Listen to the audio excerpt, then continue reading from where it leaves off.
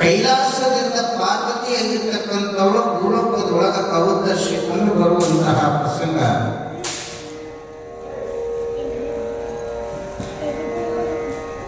ಎಲ್ಲಿ ಅವತರಿಸಿಕೊಂಡು ಬರ್ತಾಳೆ?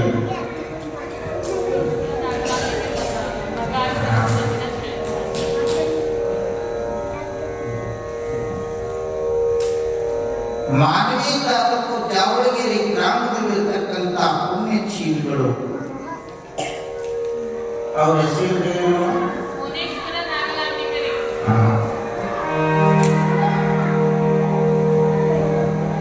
ಮೌನೇಶ್ವರ ಮತ್ತು ನಾಗಲಾಂಬಿಕೆ.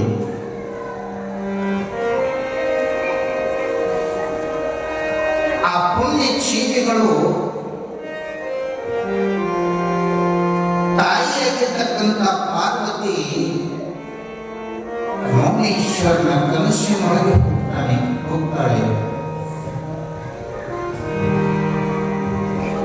ನಾಗಲಾಂಬಿಕೆ ಕನಸಿನೊಳಗೂ ಹೋಗ್ತಾಳೆ.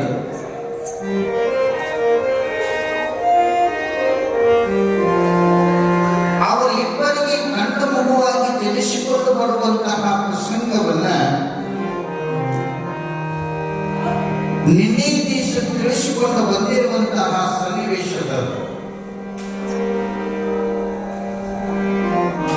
ಹೇಳುವ ತಾತ್ಪರ್ಯದೊಳಗೆ ಇವತ್ತು ನಾವು ನೀವೆಲ್ಲ ಅರ್ಥವನ್ನ ಮಾಡಿಕೊಳ್ಬೇಕಾಗಿದೆ. ವಚನಕಾರರು ಮಾತನ್ನು ಹೇಳ್ತಾರೆ, ಹಣ್ಣು ಮಾಯಿ ಎಂಬರು ಹಣ್ಣು ಮಾಯಿಯಲ್ಲ, ಹೆಣ್ಣು ಮಾಯಿ ಎಂಬರು ಹೆಣ್ಣು ಮಾಯಿಯಲ್ಲ, ಮಣ್ಣು ಮಾಯಿ ಎಂಬರು ಮಣ್ಣು ಮಾಯಿಯಲ್ಲ, ಮನದ ಮುಂದನ ಆಸೆಯೇ ಮಾಯೆ ಕಾಣವ ಮಾತ್ರ ಅಂತ ತಿಳ್ಕೊಂಡು ವಚನವನ್ನು ತಿಳಿಸಿದರು. ಸ್ವಲ್ಪ ಲಕ್ಷ್ಯ ಕೊಡೋಣ. ನನಗೆ ಬಹಳ ಜನ ಬೇಕಾಗಿಲ್ಲ, ಇಷ್ಟೇ ಜನ ಕುಂತಿರೋದ್ರ ದೊಡ್ಡ ಖುಷಿ. ನಾವು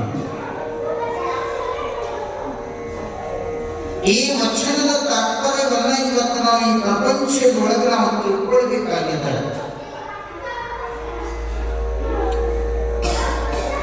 ಕೊನದ ಸಾಲಿನೊಳಗೆ ವಿಚಾರವನ್ನು ತಿಳಿಸಿದ್ರು ಏನಂತ, ಮನದ